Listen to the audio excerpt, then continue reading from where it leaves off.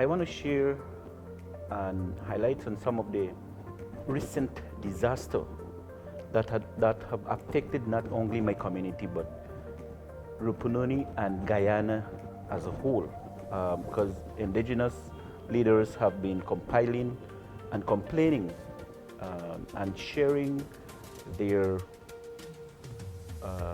how their community have been affected by this recent flooding in Guyana. And so in my community, for instance, I was in charge of over 1,756 people approximately, 4 communities. This year has been a very, very, very high flooding that we could have ever experienced. It have affected our livelihood. Most of our community members have suffered. They lose the crops.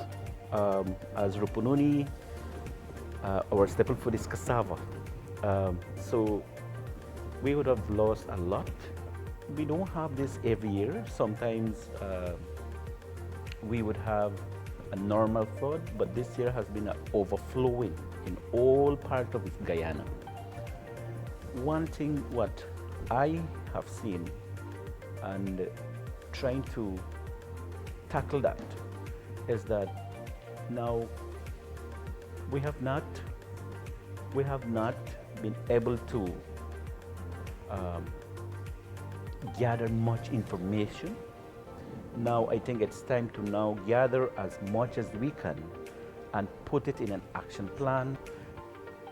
The management and the plan and the resources that we have, if we come together and plan for long term, we are better off. And I think I always say we are great scientists and we know where our resources are, but just give us an equipment that we can use, because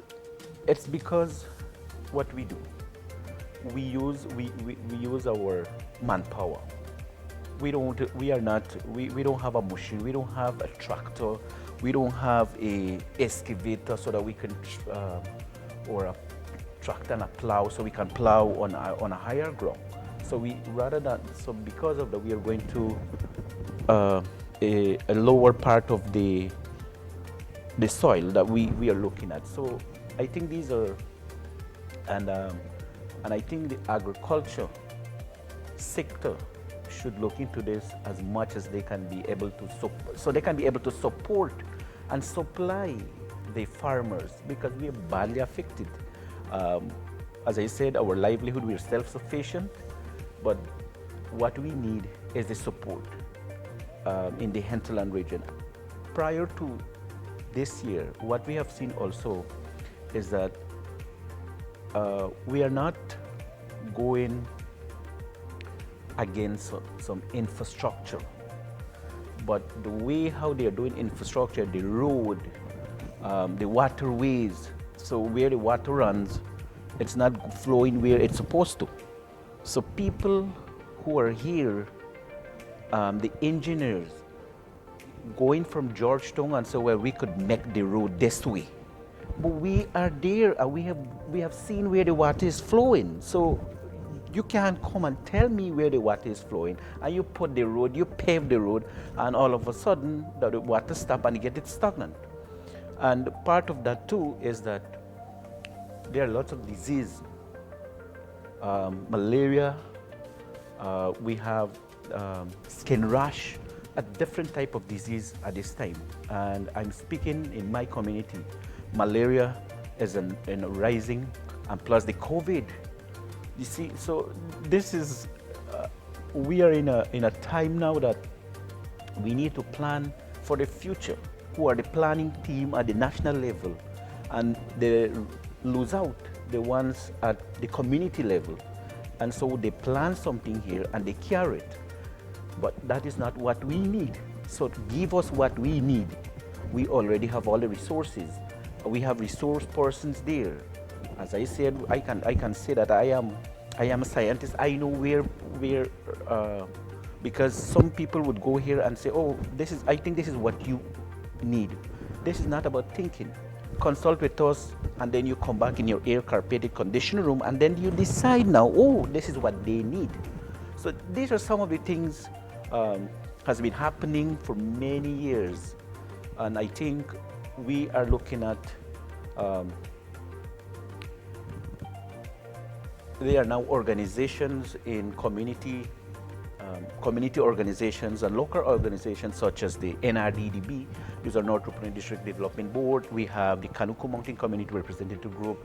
We have the South Rupununi Development Association, some SRDC. So bringing the leaders together and is better off. So we can be able to tell and get up strong to those who are planning at the national level. Because if you left out the ones at the community level and you're just planning there, consultation is not just one meeting and then you come back and say, yeah, I've consulted with all of this. But what we understand, because we are different tribes. I may not be speaking fluent English, but we need more translation. I think now when the government is planning for 2022 budget, they should be looking at the flood for what happened in 2021 and put it in a national budget. Or this is the way how we would help you. Don't just give us chensa or small hampers. No, give us big, so we can be able to help community members. Don't give me a chensa and then we're going to be tugging and running behind it. And this is not what we want. Give us excavator and we can build our own road. We don't need any person who has a degree or a diploma or who is a doctor. We can build our own road, and then we can be running and begging. We are very independent. The village council and the resident in each of these affected community should now come together and say, all right, here's what's going to happen. We're going to plant cassava or cultivate anything in a higher ground. At the meantime, you could still go back, and if you're affected, then we can use and go on the higher land, and then So this is why I'm saying, you don't just give us one chance. Give us a machine that we can, or train us. There are people, they are very young, vibrant, indigenous people just sitting there. It's because opportunity is not there.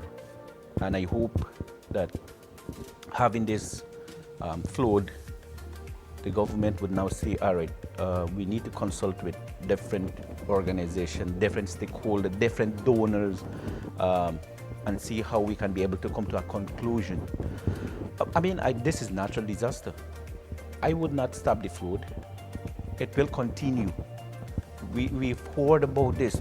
They were talking about climate change for the time, I can't remember when. But now we see the climate, right? And we see the weather.